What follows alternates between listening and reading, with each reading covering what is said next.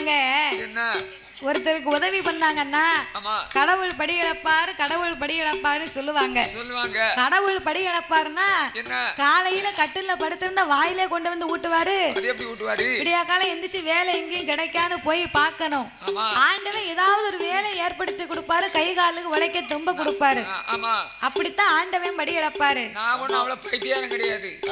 அவளை உங்க ஆட்சி எதுக்கு கட்டி வந்திருக்கேன், வீடு சுத்தி போடணும், நான் ரவுண்ட்ல சுத்தி வருவேன், போடுவா போடுவா 3 நேரமும் சோறு போட்டு தரணும். விடிஞ்சிட்டான்னு கிழக்க பார்க்க கூடாது. சரி, சூரியன் உதிக்கான்னு விடிஞ்சிட்டான்னு பார்க்க கூடாது. ஆமா, நல்லா உழைக்கணும். உம்ம மாதிரி பைத்தியாரம் போய் உழைப்பான். நாமெல்லாம் வீட்டுக்கு போனோம்னா எந்திக்க மாட்டேன், பேசாம படுத்துக்கிடுவேன். சரி, வேலைக்கு போறோம். ஆமா, வேலைக்கு போறோம். கரு மாட்டே கொண்டு அடிச்சு போட மாத்துக்கோ. யார வேலைக்கு போய் சொல்ற? நீ வீடு சுத்தன்னா ஒழுங்கா சுத்து. 2 பிள்ளைகள் இருக்கு, அதையும் சுத்து. வாரத்துக்கு 400 ரூபாய் சம்பளத்தை வாங்கி உன் பாட்டுக்கு அரிசியை வாங்கி போட்டு சோத்த பொங்கி தாரியா? உனக்கு வாக்கப்பட்டவ விளங்கிதான் போயிருவா. நீ முதலே உனக்கு தெரியும். அதாவது ஒரு ஊர்ல ஒரு அம்மாவும் ஒரு ஐயாவும் வாழ்ந்து வந்தாங்களாம். சரி, வரட்டும். வாழ்ந்து வரும்போது அந்த அம்மா அந்த ஐயா வந்து கவர்மெண்ட்ல வேலை பார்க்கிறார். சரி, கவர்மெண்ட் ஜாப்பாக பணி செய்து வரக்கூடியவர். இந்த அம்மா அவருக்கு மனைவியாக இருந்து வாழ்ந்து கொண்டு இருக்கக்கூடிய அம்மா 50 வயசுல வந்து அந்த ஐயாவுக்கு கூட எனக்கு வாழ்க்கை வேண்டாம்னு அவங்க கிட்ட இருந்து டிவோர்ஸ் வாங்குறதுக்காக வந்தாங்களாம் கோர்ட்டுக்கு. சரியா போச்சு. எந்த வயசுல? 50வது வயசுல. 50வது வயசுல வந்து எங்க 2 பேருக்கும் வாழ்க்கை வேண்டாம், டிவோர்ஸ் கொடுங்க அப்படின்னு அந்த அம்மா வந்திருக்கான்னா அப்ப என்ன காரணமா இருக்கும் நீங்க நினைக்கிய? என்ன விவரம்? அப்போ அந்த கோர்ட்டிலே பணி செய்யக்கூடிய நீதிபதி கேட்டாராம். என்ன கேட்டாரு? இத்தனை வருஷமா இல்லாம 50வது வயசுல வந்து ஏமா நீங்க இப்படி டிவோர்ஸ் கேக்குறீங்க? இப்படி டிவோர்ஸ் கேக்கியா? கல்யாணம் முடிஞ்சதுக்கு உடனே கேட்டிருந்தா யோசிக்க கூடிய அளவுக்கு ஒரு அர்த்தம் இருக்கு. நீர் ஒரு வாழ்க்கைய பாத்துக்கலாம், அவங்களும் ஒரு வாழ்க்கைய பாத்துக்கலாம். 50வது வயசுல வந்து நீங்க டிவோர்ஸ் கேட்க கூடிய அளவுக்கு இவ்வளவு நாளா ஏன் இருந்தீங்க? எதுக்காக? ஒருவேளை அந்த ஐயா தண்ணி அடிப்பாரா? இல்ல, தண்ணி அடிப்பாரா? இல்லங்க ஐயா, தண்ணி எல்லாம் அடிக்க மாட்டாரு. அடிக்க மாட்டாரு. அப்ப வேற ஏதாவது பெண் கூட தொடர்பு இருக்கா? அதெல்லாம் கிடையாது. அதுவும் கிடையாது. இல்ல. அப்ப வேலைக்கு போக மாட்டாராமா? என்னன்னு தெரியலையா? அதெல்லாம் வேலைக்கு நல்லா போவாங்க, சரியா போவாங்க. அப்போ உங்க மேல ஏதாவது பாசம் இல்லையா? அதெல்லாம் பாசமா இருப்பாங்க. அப்ப உங்களை வேற ஏதாவது துன்புறுத்துனாங்களா? சொல்லுங்க. அப்படியெல்லாம் இல்ல ஐயா. அது கிடையாது. இல்லைன்னா உங்களை அடிமையா வச்சிருந்தாங்களா? அப்படி எனக்கு எந்த கஷ்டமும் இல்ல. அப்ப வேற எதுக்குமா நீ டைவோர்ஸ் கேட்டு வந்த? எதுக்குமா கேக்க அப்படின்னு அந்த நீதிபதி கேட்டதுக்கு என்ன சொன்னா? அந்த அம்மா சொன்னாளா, என்ன சொன்னா? என்னை கட்டி கொண்டு வரும்போதே அரசாங்க பணியில இருந்து கொண்டிருந்தார். சரி, அந்த ஐயாவுக்கு கொஞ்ச நாளைக்கு ஒருக்கா வேற ஊர்ல வேலையை மாத்தி போடுவாங்க. அரசாங்க வேலைனாலே அப்படித்தானே. அப்ப இந்த ஐயாவுக்கு எந்த இடத்துல அரசாங்க வேலையை மாத்தி போடுதாங்களோ அந்த இடத்துக்கு பக்கத்துல அவர் பணி செய்யக்கூடிய இடத்துக்கு பக்கத்திலேயே ஒரு வீடு பாப்பாராம். அவன் எட்டிலாம் போக மாட்டாரு. பக்கத்திலே ஒரு வீடை பார்த்து வாடகைக்கு கொடுத்து இந்த அம்மாவை அழைத்து கொண்டு வச்சிருப்பாராம். சரி, காலையில 4 மணிக்கு எந்திரிப்பாராம். காலையில 4 மணிக்கு எந்திரிச்ச உடனே இந்த அம்மா சூடா உடனே அந்த ஐயாவுக்கு காஃபி போட்டு கொடுக்கணும். காஃபினா கடையில வாங்கி காஃபி பவுடர் போட்டு காஃபி போடக்கூடாது. அந்த காஃபி கொட்டையை வீட்டிலேயே வறுத்து உடனே புதியதாக அரைத்து காலையில 4 மணிக்கு காஃபி போடணுமா? சரியான யோசனை. காஃபி போட்டு அதுக்கு காலையில 4 மணிக்கு அந்த ஐயாவுக்கு கூட வச்சு சாப்பிட ஏதாவது போண்டா வச்சு வீட்டுல உடனே காலையில போடணுமா? 4 மணிக்கு அந்த ஐயா குடிச்சிட்டு வாக்கிங் போவாராம். வாக்கிங் போயிட்டு வீட்டுக்கு வருவாராம். 7 மணிக்கு 8 மணிக்கு வருவாராம். வரும்போதே எங்கெங்க கடை இருக்கும் அங்கெல்லாம் போய் புதியதா காய்கறி அன்னைக்கு விளைஞ்ச காய்கறி வாங்கிட்டு வருவாராம்.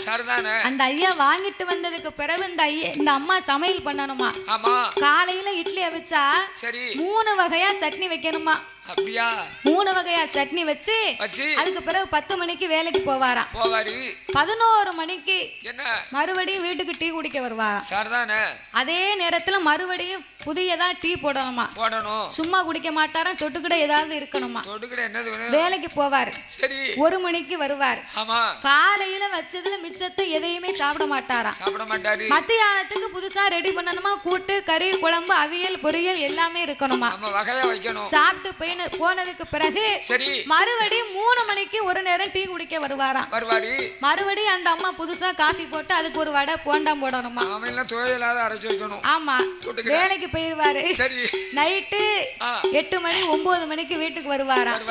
காலையிலயும் மத்தியானமும் மிச்சம் வச்சது ஒண்ணு கூட தொட்டு பார்க்க மாட்டாராம். புதுசா மறுபடியும் தோசைய சப்பாத்தியோ அதுக்கு என்ன உண்டு ஏற்பாடு பண்ணணும். நான் இப்படியே ஒரு 50 வருஷமா நான் பண்ணிக்கிட்டு இருக்கேன் ஐயா. அதனால எனக்கு டைவர்ஸ் வேணும். நாங்களாம் என் உடம்புல கெதி இருந்துச்சு, இல்ல தைரியம் இருந்துச்சு. சரி, இது வரைக்கும் செஞ்சு கொடுத்தேன். அவர் கேட்டதான் செஞ்சு கொடுத்தேன். சரி, எனக்கு வயசு 50 தாண்டிட்டு இது எனக்கு அப்படி பாடுபட முடியாது. அப்ப நீதிபதி கேட்டாரா, அப்ப இத்தனை வருஷமா நீங்க 50 வருஷமா இதே வேலையை செஞ்சுக்கிட்டு இருக்கீங்களா அம்மா, நீங்க ஏன் முதலாவது இதை கேட்டிருக்க கூடாது, கொஞ்ச நாளையில கேட்டிருந்தா உங்களுக்கு பிரச்சனை இல்லையாராம். அந்த அம்மா சொன்னாங்களா, எனக்கு ஒரு பெண் குழந்தை இருக்கு, நான் டைவர்ஸ் பண்ணிட்டு போயிட்டு அந்த பெண் குழந்தை யாரு பாப்பாங்க, இவர் சரியா வளர்ப்பாரான்னு எனக்கு தெரியாது. அதனால அந்த புள்ளைய கட்டி கொடுக்க வரைக்கும் நம்ம காலத்தை ஓட்டுவோமேன்னு நான் இருந்தேன் ஐயா. அதுக்கு தான் இருந்தேன் ஐயா. சரி, அப்ப கல்யாணம் பண்ணதுக்கு பிறவாவது நீங்க போயிருக்க வேண்டியதானே. என் பிள்ளைக்கு குழந்தை பிறந்தா யாரு பாப்பா, நான் தானே பாக்கணும். இப்போ என் பிள்ளைக்கு கட்டி கொடுத்து குழந்தையும் இருக்கு, குழந்தையும் பள்ளிக்கூடம் போய்கிட்டு இருக்கு. அதனால இனிமே எனக்கு எந்த பிரச்சனையும் இல்லை, எனக்கு டைவர்ஸ் தாங்கன்னாங்களாம். அத மாதிரி உனக்கு சாப்பாடு பொங்கி போடவாயா நாங்க கல்யாணம் பண்ணி கூட்டிகிட்டு வந்திருக்கோம். சாப்பாடு பொங்கி போட சொல்லல, சாப்பாடு வந்து ஆக்கி போடுங்கன்னு சொன்னேன். ரெண்டு ஒண்ணுதான். சரி, அதாவது வீடு சுத்தி எனக்கு போடுங்கன்னு சொன்னேன். அப்படி வீட்டுக்கு நமக்கு வாக்கப்பட்டு வாரம் வந்து நம்ம புருஷன் நல்லா உழைச்சி போடுவாரு. சரிதான், நல்லா திங்கலாம், நல்லா உங்கலாம், நல்லா சந்தோஷமா இருக்கலாம்னு தான் வருவா. உம்ம மாதிரி ஆப்பளைக்கு வாக்கப்பட்டா எப்படி இருக்கும்? நான் திட்டம் போட்டே வேலை செய்யக்கூடிய ஆளு. உம்ம மாதிரி விவரமா அப்படி விவரமா நான் சொல்ல மாட்டேன். சரிதானே? அப்படியாகவே இருக்கும் போது இந்த அழகான நேரத்தில் பாடும் நாவலுக்கு பரிசளித்த அன்பு உள்ளம் மேல நம்ம புறத்திலே வாழ்வாங்கி வாழ்ந்து வரக்கூடிய ஏ கூடம்மாள் அவர்களும் கே ஐயனார் யாதவ் அவர்கள் சார்பாக விவசாயம் செய்து வரக்கூடிய ஐயனார் யாதவ் அவர்கள் சார்பாக அவங்க எவ்வளவு ஆசையா விவசாயம்னு எழுதியிருக்காங்க பாத்தியா. விவசாயம் இல்லனா உலகமே இல்ல. பிறகு விவசாயம் தான் முதுகு எலும்புன்னு சொல்லுவாங்க.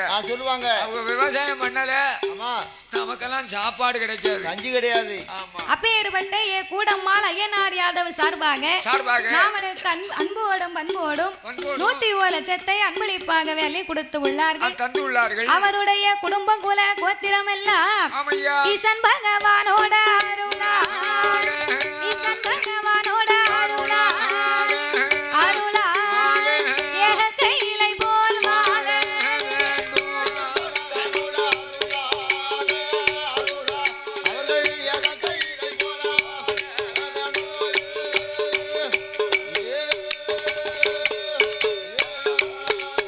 அவரை எந்த முகம் அது நம் போனா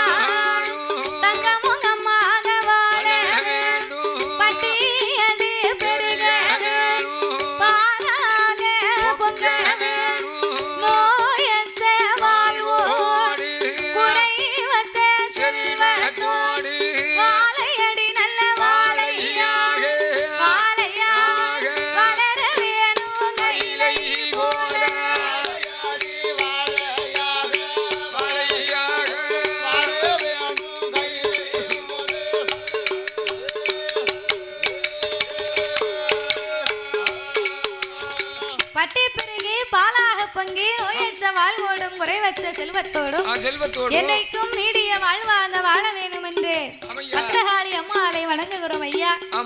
அப்படியாகவே இருக்க நாகராஜனும் நாகக்கண்ணியும் பிள்ளை வரம் வேணுமே என்று ஆலக்குழிய வைத்த 1000 முழம் கம்பத்தை நாட்டி அவர் கம்பத்துக்கு மேலே தகுந்த தவ பொருட்களை எடுத்து வைத்தார்கள்.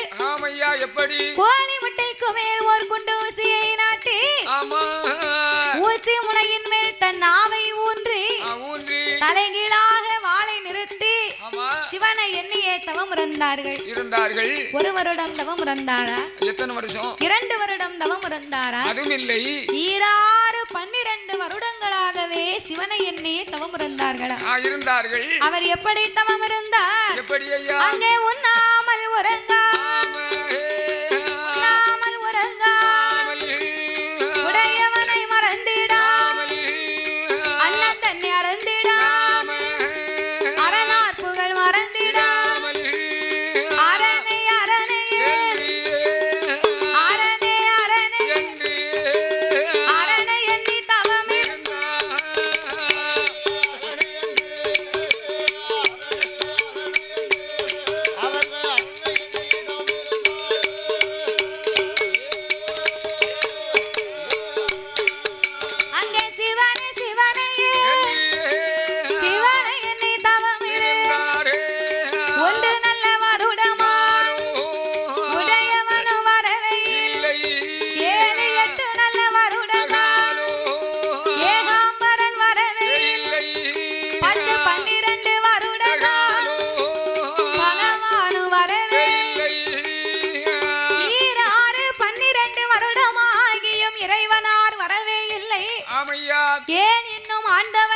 தவத்துக்கு மனமிறங்கவில்லை. எதற்காக? ஒருவேளை நம்ம தவத்துல ஏதாவது குற்றம் குறை இருக்குமா? இருக்குமோ? தவறாகத்தான் நாம தவங்களை செய்து விட்டோமா? ஆமா. என்ற ஆண்டவனை என்னை அழுது புலம்பினார். எப்படி ஐயா? ஆண்டவனே பகவானே சம்போ சங்கரா, ஆண்டவனே பகவானே சம்போ சங்கரா, சிவ சம்போ சங்கரா, அடியார் செய்யும் தவத்தை பாரு சம்போ சங்கரா, இந்த அடியார் செய்யும் தவத்தை பாரு சம்போ சங்கரா, சம்போ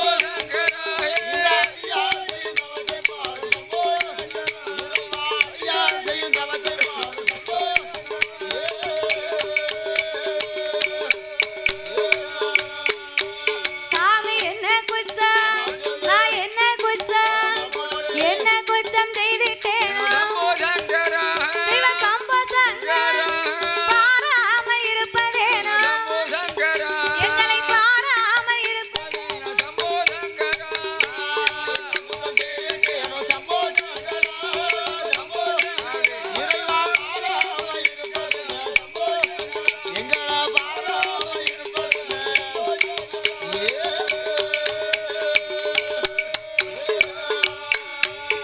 அங்கே தவம் இருந்து வாரபோது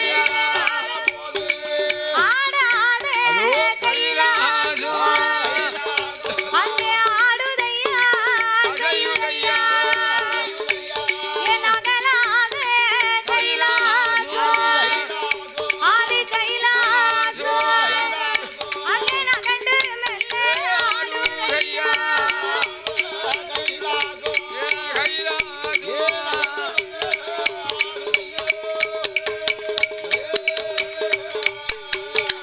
ஆடாத கைலாசம் ஆடுகின்றது அசைகின்றது, நகலாத கைலாசமே நகண்டு மெல்ல ஆடும்போது ஆடும்போது அப்ப ஏறிட்டு பார்த்தால் இறைவனாகிய சிவபெருமான். என்ன செய்கின்றார்? ஏ பெரியம்மா, என்னம்மா? இப்படி தூங்கலாமா? என் மேலுக்கு வர்றது உனக்கு என்ன தெரியும்? 11:30 மணி கூட ஆவதே, அதுக்குள்ள என்ன தூக்கம்? சேர் போட்டு உட்கார வச்சது ஒரு குத்தமா? அதானே, நான் உறங்குறது உனக்கு ஒரு குத்தமா? எனக்கு உறக்கம் வருது, யாரும் உறங்குனியா? பாத்துக்கோங்க. அவ நினைக்கவோ என்ன? நாங்களும் சாமி பிறக்கும் இப்பவும் போகலாம், வீட்டுக்கு பிறகு போகலாம் நினைக்கும். நீ லேசில பிறகு நீ லேசில விடமாட்ட உலக்கு சரிதான் அப்படின்னு அவ நினைச்சுக்கிட்டு இருக்காவோ. சாமி பிறவியாக 4 மணி ஆகுமே. 4 மணியா? ஆமா. 4 மணிக்குன்னா இங்கே பாய வச்சிருவாவோ. 10 ரூபா தூங்குறாங்களோ? கடவுளே. தூங்கட்டும். அதாவது நம்ம தூங்குதவங்களை வந்து தவறே தூங்குதவங்க தவறா நினைக்க கூடாதா? பெரியாத்தா நான் உன்னை விட மாட்டேன், 5 மணி வரைக்கும் இருப்பேன். அப்படியா? அதான் நம்ம 2 பேரும் மேட்சா போட்டிருக்கோன்னு. அதாவது நம்ம பிறகு தூங்குதவங்களை வந்து நம்ம தவறே சொல்லக்கூடாது. எள்ளு படிச்சுட்டு உட்கார்ந்து தூங்கிட்டு இருக்காங்க, தவறா நினைக்க கூடாதா? ஏன் தெரியுமா? எதுக்கு? கண்ணை மூடிக்கிட்டே இருக்கவங்க தான் நல்ல கதையை கவனமா கேட்பாங்க. அவ கண்ணை இப்படி முழிச்சு பாக்காவோ. கண்ணு சொக்குதுல்ல. பிறவே சரி. கண்ணை திறந்துகிட்டே இருக்கவங்க கூட கதையை விட்டுருவாங்க. ஆனா கண்ணை மூடிக்கிட்டே இருக்கவங்க கதையை கவனமா கேட்பாங்க. இது என்ன அநியாயமா இருக்கு? அநியாயம் கண்ணை மூடிட்டு தூங்கிட்டு இருக்காங்க, அவங்க எப்படி கதையை கேட்பாங்க? அநியாயம்லாம் இல்ல தாத்தா. இப்போ ஆட்சி எல்லாரும் கண்ணை முடிச்சுக்கிட்டு இருக்காங்கன்னு வச்சுக்கேன். நம்ம 6 பேரும் பாடுறதுக்கு வந்திருக்கோம். அப்போ உன்னைய பாப்பாங்க, என்னையும் பாப்பாங்க, தாத்தாவை பாப்பாங்க, என்னைய பாப்பாங்க. அப்போ ஒவ்வொருத்தங்களும் நம்மளை பார்க்கும்போது ஒவ்வொரு மாதிரி நினைப்பாங்க. உன்னைய பார்க்கும்போது ஒண்ணு நினைப்பாங்க, என்னைய பார்க்கும்போது என்ன நினைக்க போறாங்க? இந்த கொடாடிக்க தம்பிக்கு சரி அது 17 வயசு இருக்குமா? கொடாடிக்க தொம்பிக்கு 17 வயசு. ஆமா, ஒரே அதுக்கும் ஒரே தான் இருக்கு. ஆமா அப்படின்னு நினைப்பாங்க. ஒரு ஆள் நினைப்பாங்க, பக்கத்துல உள்ள ஆள்கிட்ட கேட்பாங்க, எப்படி அம்மா இந்த கொடாடிக்கு ஆளுக்கு 17 வயசு இருக்குமா? இல்ல அதுக்கும் கம்மியா தான் இருக்கும். ஆமா, அப்படி கேட்கும் போது பக்கத்துல உள்ள ஆள் சொல்லுவாங்க, என்ன சொல்லுவாங்க, சும்மா தாயி 17 வயசுல இருக்காது, 16 வயசுக்குள்ளதான் இருக்கும்னு நினைக்கிறேன். இவ்வளவு வயசு இருக்குமா அந்த பையன் வீட்டுல இருக்கலாம்ல, இந்த கொஞ்சம் வயசுல வந்து கொடாடிச்சுட்டு கிடக்கான் அப்படின்னு பேசுவாங்க, அப்படின்னு சொல்லுவாங்க. நல்ல பையன்டா. என்ன பார்த்து அப்படி சொல்லுவாங்க. அப்ப உன்னைய பார்த்தா ஒண்ணு நினைப்பாங்க, தாத்தாவை பார்த்தா ஏதாவது நினைப்பாங்க. அவரை பார்த்து என்ன நினைப்பாங்க, இந்த மனுஷன் 95 வயசு இருக்குமே, ஆமா வீட்டுல கிடக்க வேண்டியது, வீட்டுல இருக்கலாம்னு சொன்னா இவராது வயசாகி போச்சுன்னு வயிற்றுப்பாட்டுக்கு வந்திருக்காரு, இவனுக்கு கொஞ்சம் வயசு தானே இருக்கும், வீட்டுல இருக்கலாம்ல தாத்தா பிழைச்சிட்டு போட்டும்னு இருக்க வேண்டியலாம்ல. இவருக்கு நினைப்பு இவர் வீட்டுல இருக்கணும்ங்காரு. ஆமா. இவருக்கு நினைப்பு இவர் வீட்டுல இருக்கணும் இருக்கு. சரி. அப்ப என்ன செய்ய ஒற்றுமை இப்படித்தான் இருக்கும் பாத்துக்கோங்க. அவரை பார்த்தா அப்படி நினைப்பாங்க. அப்ப என்னைய பார்க்கும்போது ஏதாவது நினைப்பாங்க. உன்னை பார்க்கும்போது என்ன நினைப்பாங்க? என்னைய பார்க்கும்போது என்ன நினைப்பாங்க? தாய்மார்கள் தான் நினைப்பாங்க. என்ன நினைப்பாங்க? ஏன்னா ஒரு பெண்ணினுடைய மனசு இன்னொரு பெண்ணுக்கு தான் தெரியும். உங்களுக்கு தான் தெரியும். அப்ப அவங்க நினைப்பாங்க இந்த புள்ள இந்த சேலை எங்க எடுத்திருக்கோம் சவளி கடையில அப்படின்னு நினைப்பாங்க. சில பேர் நினைப்பாங்க எப்படி இந்த புள்ள போட்டிருக்கிறது தங்கமா இருக்குமா இல்ல கவரிங்கா இருக்குமா அத கடையில கொண்டு உரசி பார்த்தா தான் தெரியும் அப்படின்னு சில பேர் நினைப்பாங்க. தங்கத்துக்கு கொண்டு தங்கத்தை போட்டுருக்காங்களா அதானே அப்படின்னு நினைப்பாங்க. அப்ப சில பேர் நினைப்பாங்க இந்த பிள்ளைக்கு வயசு ரொம்ப இருக்குமோ இல்ல சின்ன பிள்ளையாத்தான் இருக்குமோ அப்படின்னு பல விதமா யோசனை பண்ணுவாங்க. பொண்ணு இவ்வளவு சிவப்பா இருக்காள அடிக்கடி பீஸ் வாஷ் பண்ணுவாளோ? பீஸ் வாஷ் இல்லையா ஃபேஸ் வாஷ். ஃபேஸ் வாஷா? எனக்கு என்ன தெரியுது? எனக்கு கேவலப்படுத்தாம விட மாட்டேன். மேக்கப் பண்ணதே கெடுத்துட்டு நமக்கு என்ன தெரியுது? ஒழுங்கா சொல்லும். அப்ப பாக்குறவங்க கூடிய கண்கள் வந்து பல விதமா சிந்தனை பண்ணும். ஆமா. கண்ணு பாக்கும் ஆனா சிந்தனை வேற எங்கேயோ இருக்கும். ஆனா கண்ணை மூடிக்கிட்டு இருக்கவங்க என்ன கவனம் மாறாது கதையை மட்டும் காதுல கேட்டுக்கிட்டே இருக்கும். அப்படியா? இந்த ஆட்சி இருக்கா பாரு லேசா அங்க ஏதோ சத்தம் கேட்டுச்சு. சரி இது நான் பாத்துட்டு வரேன் அப்படின்னு அங்காணிக்கு போயிட்டாவோ. போயிட்டாங்க. அதுக்கு பிறகு அவ மனசுக்கே நிம்மதியா இருக்கு பாத்துக்கோ. ஆமா எதுனாலும் உடனே போய் பார்க்கணும். அதுக்குத்தான் சொல்லுவாங்க குண்டாமட்டி பேசல உனக்கு வயது ஊதிருமே அப்படிம்பாங்க பெரியவங்க. அதானே. அத மாதிரி நம்ம பாத்துக்கிட்டே இருக்கும்போது கவனம் மாறி போயிரும். மாறிடும். அதனால நீங்க தூங்க நாங்க படிக்கும். உறக்கம் வந்தவங்க உறங்குங்க. முழிச்சுக்கிட்டு இருக்க பிள்ளைங்க. அதை போலவே அந்த நாகராஜனும் நாகக்கண்ணியும் தவம் இருந்த மகிமையினாலே அந்த கைலாசமே அங்குமிங்குமாக ஆடிக்கொண்டிருக்க பார்த்தார் இறைவனாகிய சிவபெருமான். ஒரு நாளும் இல்லா திருநாளை இந்த கைலாசம் ஏன் இன்னைக்கு இப்படி ஆடுது அசையுது? தன்னுடைய ஞான திருஷ்டியினால் பார்க்க நாகராஜன் நாகக்கண்ணியின் தவத்தை கண்டார். தவத்தை கண்டும் காணாதவரை போலவே இருந்தார். ஏனென்றால் இந்த சென்மத்திலே இருவருக்கும் குழந்தை இல்லை என்பது இறைவனுக்கு தெரியும். அப்ப ஆண்டவன் அகில உலகமெல்லாம் தன் வேலையை பார்க்க வேண்டும் என்று படியிழக்க புறப்பட்டார். பார்வதியும் படி அரிசி எடுத்து கொடுத்தார். போகக்கூடிய நேரத்தில் இருகரத்தால் வழிமறித்து ஆண்டவனே பகவானே பகவானே இன்றைய தினமதியில உங்களோட படியளப்பை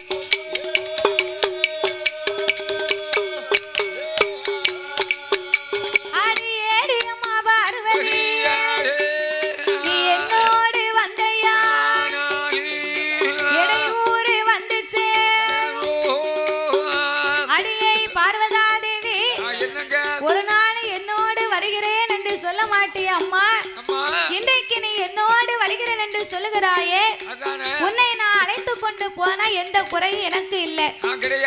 ஆனாலும் உலகத்தை ஒரு விதமாக படைத்தேன், உலக மக்களை பல விதமாக படைத்திருக்கிறேன். ஒருவரை கூனாக படைத்திருப்பேன், இன்னும் ஒருவரை குருடாக படைத்திருப்பேன். கூன், குருடு, செவிடு, பேடு, நொண்டி, மூக்கரை. குழந்தை உள்ளவர்கள், குழந்தை இல்லாதவர்கள்.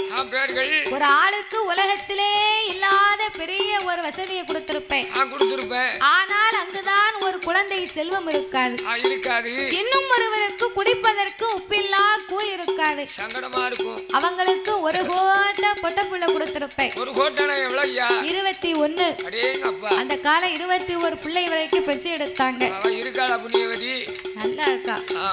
அதனால நீ என் கூட வந்தேன்னு சொன்னா அவருக்கு என்ன ஆச்சு? போச்சு இவருக்கு என்ன ஆச்சு என்னாச்சு அப்படின்னு உன் வாயை வச்சுக்கிட்டு நீ சும்மா இருக்க மாட்டே இருக்காது நீ கைலாசத்துல இரு நான் ஆண்டவன் போய் படி இழந்துட்டு வாரேன் வருகின்றேன் ஆண்டவா என்ன ஒன்னும் கவலைப்பட வேண்டாம் உங்க கூட வரும்போது நான் வாயை திறக்க மாட்டேன் மறுவார்த்தை பேச மாட்டேன் ஐயா அப்படியா ஆமா பார்வதி என்ன உன் வாயினாலே சொன்னா உன்னை நான் நம்ப மாட்டேன் வேற என்ன செய்ய வேண்டும் உங்க அண்ணனாகிய கோபால கண்ணை மேல சத்தியம் பண்ணி கொடுத்தால் என்னோடு உன்னை படி இழக்க நான் அழைத்து கொண்டு போவேன் ஆமா அப்படியா சரி சரி ஆண்டவா எங்க அண்ணன் கோபால கண்ணை மேல சத்தியமா சத்தியமா படியிழந்து முடிக்க வரைக்கும் வாயை திறக்க மாட்டேன் நான் மறுவார்த்தை பேச மாட்டேன் என்று ஆணையிட்டு கொடுத்து வா போட்டு சட்டத்தை வாங்கி பகவானும் பார்வதா தேவியும் என்னையா பாரு உலகம் எல்லாம் படியிழக்க பயணமாக வருகிறார்கள் எப்படி ஐயா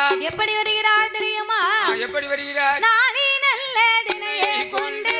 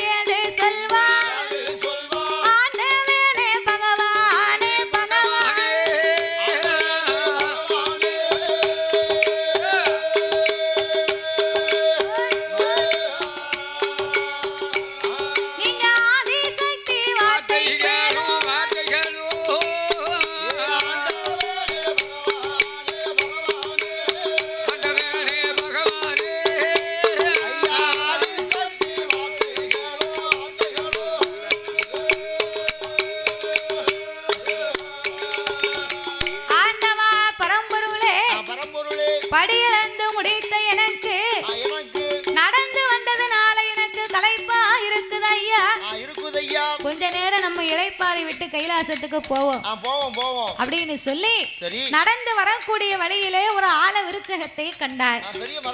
பார்வதி ஓடி போய் ஆலமரத்தின் அடியிலே அமர்ந்து கொண்டார். அப்ப ஆலமரத்தின் அடியிலே அமர்ந்திருக்க கீழே 10 ஆடு மாடு மேய்ந்து கொண்டே இருந்தது. மரத்துக்கு மேல ஒரு சின்னஞ்சிறிய பாலகன் அண்ணா பேண்ட் போட்டிருக்கான் பாரு ஒரு தம்பி.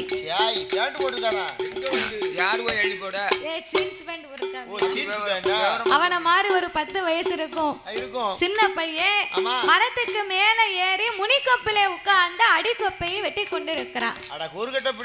முனிக்கொப்பில உட்கார்ந்து அடிக்கொப்பை வெட்டினா என்ன ஆகும்? அப்போ மரத்துக்கு மேல முனிக்கொப்பில உட்கார்ந்து அடிக்கொப்பை வெட்டுதானே புத்தி இல்லாத பிள்ளை அறிவில்லாத பாலகே கீழே விழுந்தா இவன் பெத்தவனுக்கு பிள்ளையா போய் சேர மாட்டானே தரையிலே விழுந்தா இவன் தவிடுபடியாகி விடுவான் அல்லவா பிறண்டு விழுந்தா இவனை பெட்டி வச்சுத்தானே பிறக்கணும். ஆண்டவா அதோ அந்த பிள்ளைய போய் நீங்க உடனே காப்பாத்துங்க. நீங்க போய் ஆத்துங்க ஐயா காபி ஆத்துங்க. இப்ப தானே டீ ஆத்தி கொடுத்தாங்க. சூப்பர் காபி சூப்பர் டீ எப்ப கேட்டாலும் தராங்கல்ல. நேத்து காப்பி கொடுக்கத்தான் செஞ்சாங்க. ஒரு ஊர் குறைச்சி சொல்லக்கூடாது. இருந்தாலும் இங்க வந்து அதிகமான ஒரு பாசம் அன்பான உள்ளம் சரியான சாப்பாடு காப்பி வாயாமே கொடுத்தா சரியான ஏற்பாடு ஒரு உபச்சாரம் எப்பேற்பட்ட சிரிச்ச முகத்தோடு ஒரு அண்ணாச்சி வந்த உடனே காப்பிய தரட்டுமா கல்லறை தரட்டுமா இல்ல கூலிங்க தரட்டுமா மிச்சர் தரட்டுமா மிச்சர்லாம் ஒரு பாக்கெட் 2 பாக்கெட் தந்தாங்க. எங்கதான் போச்சு பாதி சாப்பிட்டாரு பாதி பையில மடிச்சுட்டாரு. என் பிள்ளைகள் என்னத்தை சாப்பிடும் அதனால ஐயா வேற சொல்லி என் பிள்ளைகளுக்கு விடிய காலம் கொண்டு கொடுப்பேன். சாப்பிட்டா போதும் ஐயா. இட்லி பார்சல் 6 பார்சல் பிள்ளைகளை புறம் கட்டி கொடுத்து 5-6 வருஷம் ஆயிப்போச்சு. ஆமா. வீட்டுல போய் இவர் மறுபடி வச்சு சாப்பிடுறதுக்கு பேர பேத்தி கொண்டு போங்களா? பேர பேத்தி கூட கோயம்புத்தூர்ல இருக்காவோ. அப்பாடி அவன் இட்லி பார்சல் 6 பார்சல் வந்துச்சு. அதுல 2 பார்சல் உள்ள வச்சுக்கிட்டாரு பைக்குள்ள. நீங்க என்ன சாடகத்தே நீங்க சொல்லிருவீங்க. சரி போட்டும். அதனால பாலகன் கீழே விழுந்தா செத்து போவாண்டவா. ஆமா. நீங்க தான் உயிரை கொடுத்து காப்பாத்தணும். போங்க போங்க ஐயா. ஏய் பார்வதி, என்ன என் கூட வரும்போது வாயை திறக்காத மறுவார்த்தை பேசாதன்னு சொன்னனா இல்லையா? சொன்னீங்க. இப்ப போய் பிள்ளைய காப்பாத்தினா என்ன அர்த்தம்? என்ன விவரம் சொல்லி? ஆண்டவா, ஐயா படியிழந்து முடிக்கிறது வரைக்கும் தானே நான் பேச மாட்டேன்னு சொன்னேன். ஆமா சொன்னேன். நீங்க போய் பிள்ளைய காப்பாத்துங்க. அவன் படியிழந்து முடிச்சாச்சு, காப்பாத்துங்க. அப்படியா? அப்ப சிவன் ஞானத்தால் பார்த்தார். ஞானத்தில் பார்க்கும்போது இதுவரைக்கும் வந்திருக்கும் போயிருக்கு இந்த ஆலமரமும் இல்லை, இந்த பையனும் இல்லையே, கிடையாது. திடீர்னு இப்படி இருக்கு, இது என்னவா இருக்கும் அப்படி என்று அப்படின்னு பார்க்கும்போது என்னய்யா இது யாருடைய வேலை? யார் வேலை? பார்வதி யார் மீது சத்தியம் பண்ணி கொடுத்தா? அண்ணனாகிய கண்ணன் மேல். கண்ணன் மீது சத்தியம் பண்ணி கொடுத்தா பார்வதா தேவி. ஆமா. கண்ணை சும்மா இருப்பாரா? இருக்க மாட்டார்ல. கண்ணை ஏற்கனவே பெரிய கள்ள கபட நாடக அவன் சூசுர அவதாரன். ஆமா ஆமா. சூஸ் அவதாரமா? சூஸ் அவதாரம் கிடையாது, சூசுர அவதாரன். அப்படி அதாவது பல ஒரு வித்தைகளும் செய்வார். ஆமா. அதுக்கு தான் சூஸ்திர. அதான் கண்ணன் இல்லை என்றால் கதையும் கிடையாதாம். ஆமா. கண்ணன் இல்லாத கதையும் கிடையாதாம். ஆமா. வகை வகையா கறி வச்சாலும் வாழைக்காய் இல்லாத கறி அவிய கறியாக. அத மாதிரி சரி, கதைக்கு பெரிய கதாநாயகனே கண்ணன் தான். கண்ணன் தான். உலகத்திலே பெரிய வக்கீல் யாரு தெரியுமா? யாரு? அவர்தான். அவர் எந்த கேஸ்னாலும், எவ்வளவு பெரிய கேஸ், எவ்வளவு பெரிய பிரச்சனைனாலும் கண்ணன் கிட்ட போனா முடிச்சு விட்டுருவாரு. அவன் எந்த கதையை தொட்டாலும் சரிதான், கண்ணன் வராம இருக்க மாட்டான். அப்பேறுபட்ட கண்ணபுரான் என்னய்யா பார்வதி சத்தியத்தை பரிசோதிக்கத்தான் அப்படி ஒரு சூழ்ச்சியவை ஏற்பாடு பண்ணியிருக்கார். செய்திருக்கின்றார். இதை அறிந்த ஆண்டவே காப்பாற்ற முடியாதென்றார். ஆமா. பார்வதி காப்பாத்தினாத்தான் உங்க கூட வருவேன்னா, அப்படி இல்லனா வரமாட்டேன். உன் பிடிவாதத்துக்கு என்கிட்ட மருந்து இல்ல. ஆமா, வாதத்துக்கு மருந்து உண்டு. அந்த பிள்ளைய நான் காப்பாத்துவேன். ஆமா. ஆனா ஒண்ணு, என்ன? அவன் எப்படியும் மரத்துல இருந்து கீழே இப்ப விழத்தான் போறான். விழுமா? அவன் கீழே விழும்போது என்ன பத்த அம்மான்னு சொல்லி விழுந்தா பார்வதி நீ போய் காப்பாத்து. என்ன பத்த அப்பான்னு சொல்லி விழுந்தா ஆண்டவன் நான் போய் காப்பாத்துவேன். காப்பாத்துகிறேன். 2 பேருமே பேசி முடித்தார்கள். ஆமையா. பாலகை வெட்டு முடிந்தான் கீழே வாரான். வருகின்றான். பையன் மேல கொப்பு கீழே, கொப்பு மேல பையன் கீழே. கரணம் போட்டு வந்தான பாவி. ஆமா. அவனுக்கு உயிர் மேல ஆசை இருந்தால் என்ன பத்த அம்மான்னு சொல்லி இருக்கலாம். ஆமா. இல்லை என்றா என்ன பத்த அப்பான்னு சொல்லி இருக்கலாம். இந்த வேட்டி அவந்துகிட்டே இருக்கு, பெல்ட்ட கொஞ்சம் கொடு தம்பி, நாளை தந்துரு. வேண்டாம், அவன் பெல்ட்ட உருவிட்டான் உடனே. அப்போ பெல்ட்ட கேட்கண்டாரியா? ஏல தம்பி, ஏப்பா அவ்வளவு பாசமாடா உனக்கு? நாளை காலையில கல்யாண வீட்டுக்கு போகணும், உன் பேண்டையும் சேர்த்து தாயேன், ஓட்டிட்டு போயிட்டு வந்தாரேன். பேண்ட் கூட அள்ளிக்கிட்டு போ. சரி போட்டோம். சரி பேண்ட் கொடு. பெல்சா தம்பி, பெல்சா. அவன் எல்லாத்துக்கும் ரெடியா. அதை பத்தி ஒண்ணுமில்ல, என் பேரன் தானே, நான் கையினால வாங்கிக்கிடுவேன். அவன் அப்படியே நம்மோட தான் இருக்கான், பெரிய வில்ல. சரிதான். ஆமா ஆமா. வந்து நேரத்துக்கு நம்மோட தான் உட்காந்துருக்கான். ஐயா போட்டிருக்கேன். சீரிஸ் பேண்ட் தான் கேட்டேன். அப்படியா? வித்தியாசமா நினைக்கல. நாங்களும் வித்தியாசமா சொல்லல. சரி போட்டோம். அவர் பேண்ட் கையில கொடுக்க சொல்றாரு. பேண்ட கழட்டி கொடுக்க சொன்னேன். சரி. அப்ப இந்த பாலகன் மரத்துல இருந்து கீழே விழும்போது என்னய்யா அம்மான்னு சொன்னா நீ காப்பாத்து, அப்பான்னு சொன்னா நான் காப்பாத்துக்கிறேன் அப்படின்னு 2 பேருமே பேசி முடித்தார்கள். பேசி முடித்து பாலகை கீழே வந்தானே, பாவே அம்மான்னு சொன்னானா? சொல்லிருக்கலாம். இல்லையா அப்பான்னு சொன்னானா? அத சொல்லலாம். அம்மாவென்றும் சொல்லவில்லை, அப்பாவென்றும் சொல்லவில்லை. சொல்லல. அத்தனையும் விட்டு விட்டு பாவி எத்தனை சொன்னா? 1 2 3 4 5 நான் சொன்னா கிடையாது. என்ன சொன்னா? வேற என்ன சொன்னா? சொல்லுங்க பாப்போம். சரியா சொன்னா எங்க தாத்தா இப்ப 100 ரூபாய் தருவாரு. ஆமா, இவ மாத்தி வச்சிருக்கா, என்கிட்ட கொடுத்துருக்கா. சரி 100 ரூபாய் போச்சே. என்னது? அப்ப 500 கொடுங்க. நாங்க 500 ரூபாய் கொடுங்க. நாங்க அவ்வளவு விவரம் இல்லாமல இருக்கோம். எத்தனை பேருக்கு போன் நம்பர் வாங்கி அனுப்பி விடுங்க. ஆமா, தாத்தா சொன்ன மாதிரி நாங்க தருவோம். வீட்ல போய் உங்களுக்கு அக்கவுண்ட்ல போட்டு விடுது என்ன? ஆமா, ஊருக்கு சொல்லிட்டு ஒருத்தருக்காக நான் அக்கௌண்ட்ல போடல, மொத்தமா போட வேண்டிய இருக்கும். இல்ல அடுத்த வருஷம் வரும்போது சில்லறை மாத்தி கொண்டு வரோம். அது செய்யலாம், அடுத்த வருஷம் வரும்போது கொடுக்கலாம்.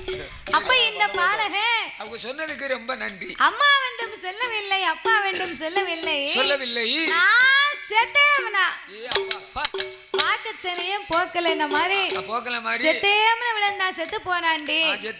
அதான் பெரியவங்க சொல்லுவாங்க, அவன் வாழ்க்கை அவன் வாயில இருக்கான். என்ன 4 வழி சாலை ரோட போட்டிருக்கு, ரோடாய போடுவாங்க. நீ தானே சொல்லுவ, அவன் வாழ்க்கை அவன் வாயிலன்னா நல்லதை பேசணும், நல்லதை நினைக்கணுமா. நம்ம வாயிலிருந்து வரக்கூடிய வார்த்தை எதுவாக இருந்தாலும் நல்ல வார்த்தையா இருக்கணுமா, இருக்க வேண்டும். நம்ம வாயினால் யாரையும் சபிக்க கூடாதா, கூடாது, வாழ்த்து சொல்லக்கூடிய வார்த்தையா இருக்கணுமா, இருக்கணும். ஏன் தெரியுமா, அந்த வார்த்தைக்கு உயிர் இருக்கிறது, உணர்வு இருக்கிறது, சொன்னா பலிக்குங்க தான் நினைச்சு பேசணும் கண்டிப்பா.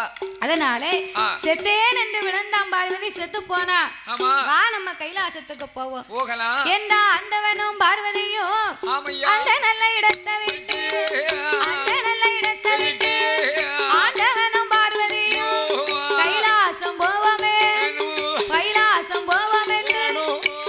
ஆட்சி நினைக்க ஆட்சியா நினைக்கனா நினைக்கிறதுக்கு நேரமே இல்லை. ஒரு பெரியாச்சியா, ஆமா இது வேற இருக்குல்ல. தாத்தா போய் 4 நாள் ஆச்சு, இந்த கிழமை எப்ப வருவானோ தெரியல, செலவுக்கு வேற ரூபா இல்ல அப்படின்னு வருத்தப்பட்டுக்கிட்டே நினைக்காம மாம்பழம் சரி 100 ரூபாய்க்கு 3 கிலோ விக்கி வீட்டுக்காரர் வாங்கிட்டு வருவானு எதிர்பார்த்துக்கிட்டு இருக்கா. அப்போ ஆண்டவனும் பார்வதியும் கைலாசம் போவோமே, கால்நடையா வாரா பார்த்தால பார்வதியா, ஆண்டவனே பகவானே நாகக்கண்ணி பெண்கொடியா, தவம் இருக்கும் விவரமே நான் அறிய வேணுமை. பார்வதியும் கேட்ட போது பார்வதியும் ஆதி பகவானும்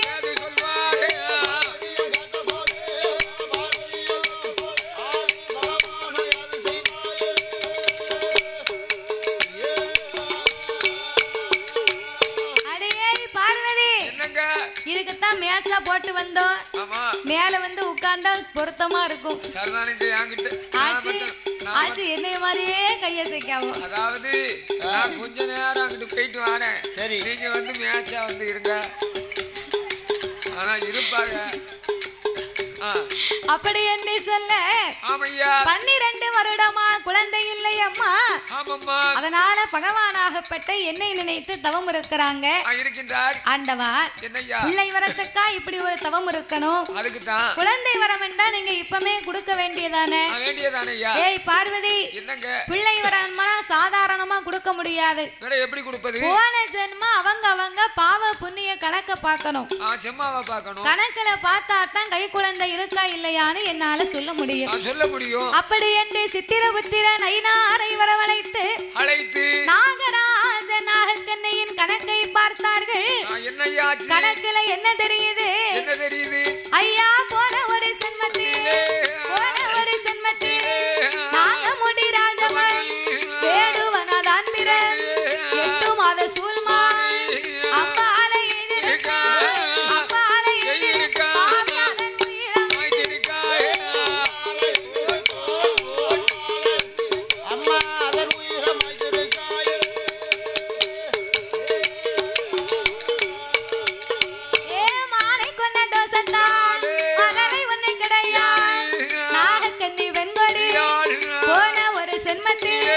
மருத்துவம் அதான் பிறன் 7-8 பிள்ளைகள் மருந்த கொடுத்திருக்கா, அருவ கலைத்திருக்கா, ஒரு மருந்த கொடுத்திருக்கா, உருவ கலைத்திருக்கா, கருவளித்த இருவருக்கு கருவளித்த ஐயா கை குழந்தை கிடையாது.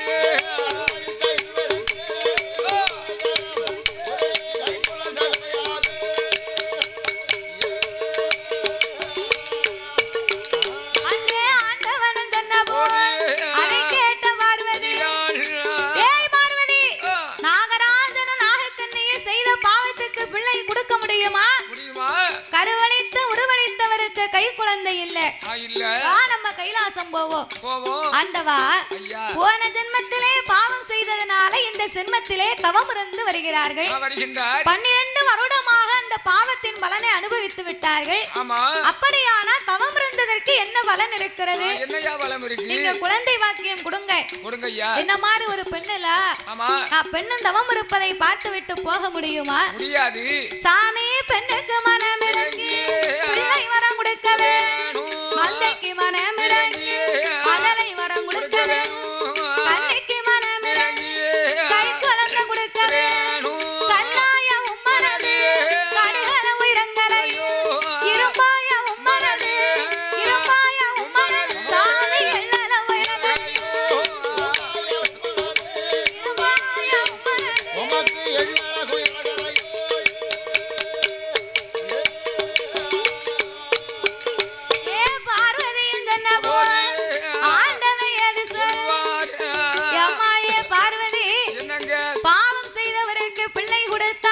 பின்னால இடைஞ்சல் வரும் வந்து சேரும். மடலை வரம் கொடுத்தா மனக்கவலை வந்து சேரும் அம்மா.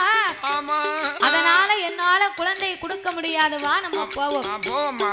நீங்க மட்டும் இப்ப குழந்தை வரம் கொடுக்கலன்னு சொன்னா கூட ஒரு அடி எடுத்து நான் வைக்க மாட்டேன். நான் கைலாசம் வர மாட்டேன். ஆண்டவனே பகவான் பிள்ளை கொடுக்க விட்டால் பின்னால வர மாட்டேன். பொங்கி பொறிக்க மாட்டேன். பூமாவன்னு சொல்ல மாட்டேன். ஆக்கிய வைக்க மாட்டேன். ஆடவன்னு சொல்ல மாட்டேன். கைலாசம் வர மாட்டேன். கடவுளன்னு சொல்ல மாட்டேன். பாத பூஜை முடிக்க மாட்டேன். பாத பூஜை உனக்கு பணிவிடையும் செய்ய மாட்டேன். பாத பூஜை முடிக்க மாட்டேன்.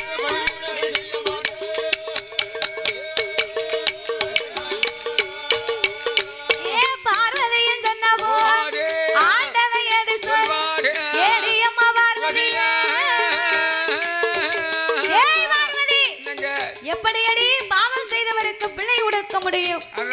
என்னால முடியாது. நான் கைலாசப்புற வாயம் பின்னால ஆண்டவா இனி உங்க பேச்ச நான் ஒருபோதும் கேட்க மாட்டேன். நம்ப மாட்டேன். பெண்ணாக பிறந்திருந்து தவம் இருப்பதை பார்த்து போனா உம்மை மாதிரி என் மனசு கல் மனசு கிடையாது. பெண் பாவம் பொல்லாத பாவம் ஐயா. பெண் பாவம் பொல்லாத பாவம். அப்படியா? எப்படியாவது குழந்தை வரம் கொடுக்கணும் ஐயா. இனி உங்களை நான் எதிர்பார்த்து நிக்க மாட்டேன். ஆமா. உடனே இவர்களுக்கு குழந்தை பாக்கியத்தை கொடுத்தே ஆக வேணுமே என்று ஆங்கார கோபம் கொண்ட அந்த ஆதிபராசக்தி சாமி நீங்க இப்ப கொடுக்காவிட்டா நீங்க இப்ப கொடுக்காவிட்டா நிச்சயமா நான் கொடுப்பேன். பகவான் கொடுக்காவிட்டா பார்வதி நான் கொடுப்பேன். கடவுள் நீங்க கொடுக்காவிட்டா கடவுள் நீங்க கொடுக்காவிட்டா சாமி கண்டிப்பா நான் கொடுப்பேன்.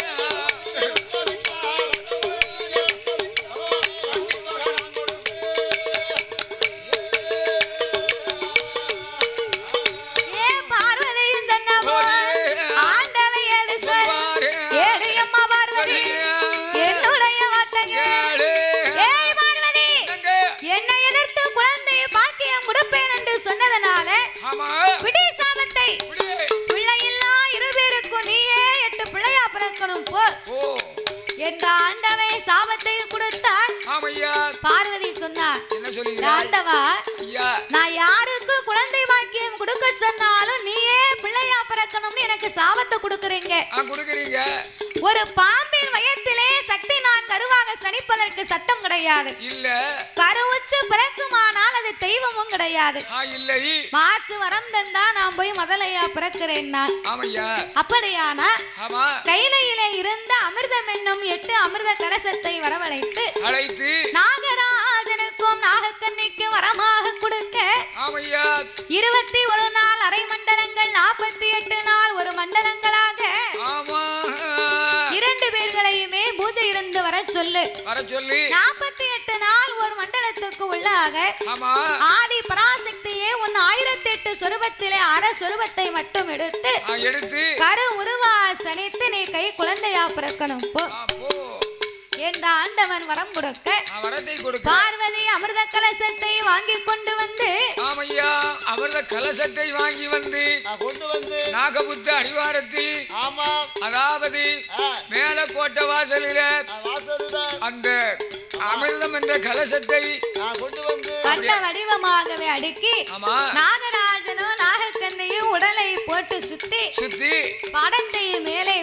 காவலா இருந்து கொண்டு முழுத்துக்கிட்டே இருக்காங்க. 21 நாள் அரை மண்டலங்களாக 48 நாள் ஒரு மண்டலங்களாகவே பூஜை இருந்து வந்தார்கள். அது 48ஆம் நாளையிலே நல்ல செவ்வாய்க்கிழமை என்று அந்த 8 கலசத்தில் யார் யாரெல்லாம் வந்து அவதாரம் செய்ய போறா எம்மானாலான உனக்கு நாளையில ஏன் 48ஆம் கிழமையில அந்த 8 நல்ல கலசத்தில எம்மா கலசத்தில அங்க யாரெல்லாம் வந்து பிறக்க போறா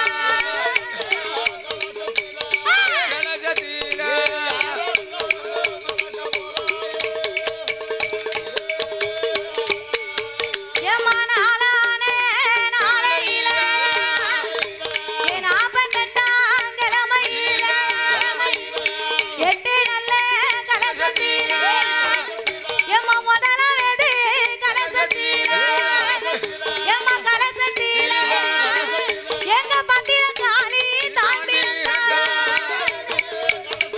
ஓடியா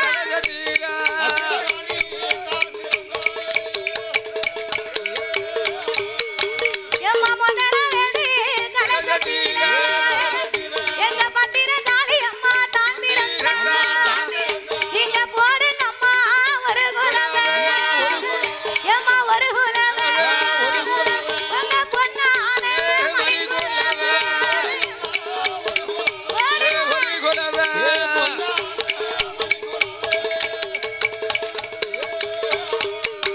தாய இரண்டாவது கலசத்தில அவ ஈஸ்வரி அம்மா தான் பிறந்தா அவ மூணாவது கலசத்தில எங்க முத்தார் அம்மா வந்து தான் பிறந்தா அவ நாலாவது கலசத்தில என் நாக அம்மா தான் பிறந்தா அவ ஐந்தாவது கலசத்தில எங்க மாரி அம்மா தான் பிறந்தா என் ஆறாவது கலசத்தில காளி அம்மா தான் பிறந்தா ஏழாவது கலசத்தில என் வடக்குத்தி அம்மா தான் பிறந்தா எட்டாவது நல்ல கலசத்தில எம்மா கலசத்தில அட்ட காளியாக அவதரித்தா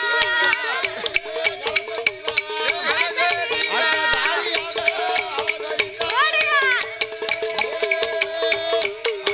உனக்கு வேலை நல்ல வேலையம்மா நீ விளையாட சமயம்மா நீ பத்தினியா வந்து பிறந்ததால என் பத்திரக்காரி அம்மா உன் பெயரு நீ ஈராட்டு காரியம்மா ஈராட்டு காரியம்மா தாய இருக்கன் குடி மாரியம்மா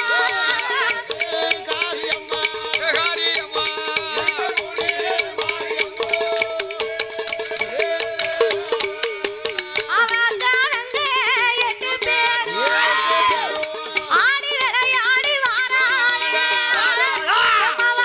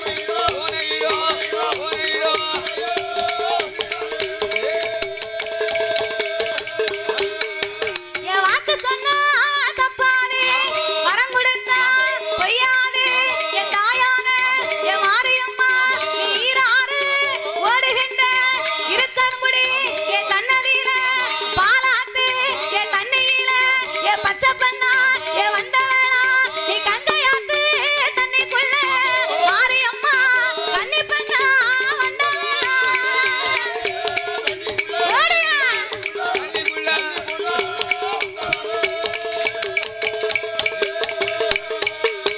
நீ வாராளா வாராளா ஏ இருக்கக்குடி ஏ மாரியம்மா வடக்கிருந்து ஏ வாராளா ஏ ஆத்துலையும் தலைமுலிகி ஆரணியா கண்டுடுத்து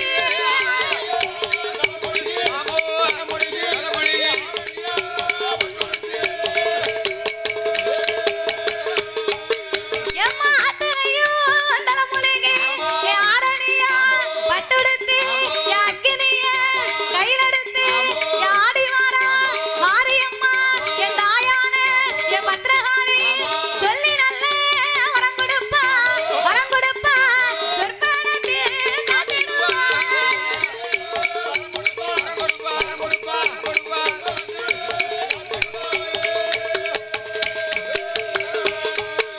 அவ சொல்லி நல்ல வரம் கொடுப்பா பத்தீர என் காளியம்மா சொற்பனத்தில் காட்டிடுவா பிள்ளை இல்ல பேர்களுக்கு பிள்ளை நல்ல வரம் கொடுப்பா மதலை இல்ல பேர்களுக்கு மதலை நல்ல வரம் கொடுப்பா மாலை இல்ல பேர்களுக்கு காளியம்மா மாலை நல்ல வரம் கொடுப்பா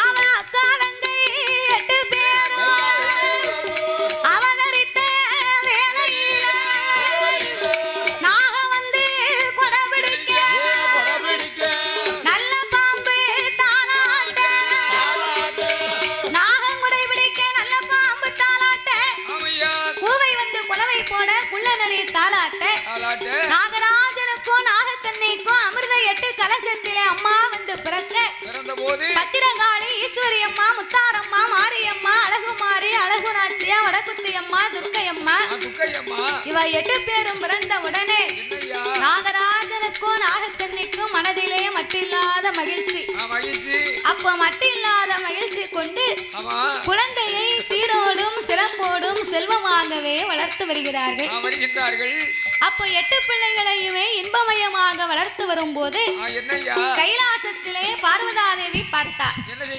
நாமுடைய அம்சத்திலே தங்கைமார்கள் 8 பேரையே நாகலோகத்திலே பிறவி பண்ணி இருக்கோம். சிவபெருமான் இதை பற்றி என்னவாக அறிந்திருக்கிறார் என்று தெரிய வேண்டும் என்று பகவானிடத்திலே என்னை விட அழகு பண்ண நீங்க பாத்தீங்களான்னு கேட்டதுக்கு ஆண்டவே உன்னை விடவும் உன் தங்கை தான் ரொம்ப அழகா இருக்கான்னு உயர்வா சொன்னார். என்ன கடவுள் இப்படி சொல்றாரு? இனி இவ 8 பேர் அங்கே இருக்க கூடாது என்று கண்ணனை வரவழைத்து காளியர்களை கைலாசம் கொண்டு வர சொல்லி சந்தனமாம் சோலையிலே சந்தன மகாமுனிவர் இடத்திலே ஒப்படைத்தார். பத்ரகாளி அம்மா 16 வயது வரைக்கும் பக்குவமாய் வளர்ந்து 16 வயதிலே கன்னிப்பெண் ஆனவுடனே சிவனை அறிய வேணும் தெரிய வேணுமே என்று சிவனை அறிய வேணும் தெரிய வேணும் என்று அக்கினி யாகத்தை வளர்க்க ஆரம்பித்தார். யாகத்தினால் இறைவனார் மாண்டு போக வேணும் என்று சொல்ல பார்வதியே ஆண்டவனுக்காக அக்கினியில இறங்கினார். இவ 8 பேர் யாகத்தில் இறங்கும் போது கருகி உருகி கைப்பிடி சாம்பலானா. உடனே மகுட சங்காரம் முடிக்க இந்த பத்திரகாளி நமக்கு வேணும் என்று மறு உயிர் கொடுக்க வேணுமே என்று மறு உயிர் கொடுக்க வேணுமே என்று ஆண்டவன் தீர்த்தமும் திருபிரம்பும் கையில எடுத்து சந்தனமன் ஜோலையில தீர்த்தம் கொண்டு தெளிப்பாரா திருபிரம்பா தட்டுவாரா தூங்கி முழித்ததை போல் சுந்தரமா எழுந்து வாரா இரண்டாவது உயிர்கள் வாங்கி முப்புறத்து கோட்டையில மூன்றாவது உயிர்கள் வாங்கி சாகாத மகுடன பத்திர காளியம்மா சங்கார முடிப்பாளா மகுடன வதை முடித்து கைலாச மலையதில ஆண்டவ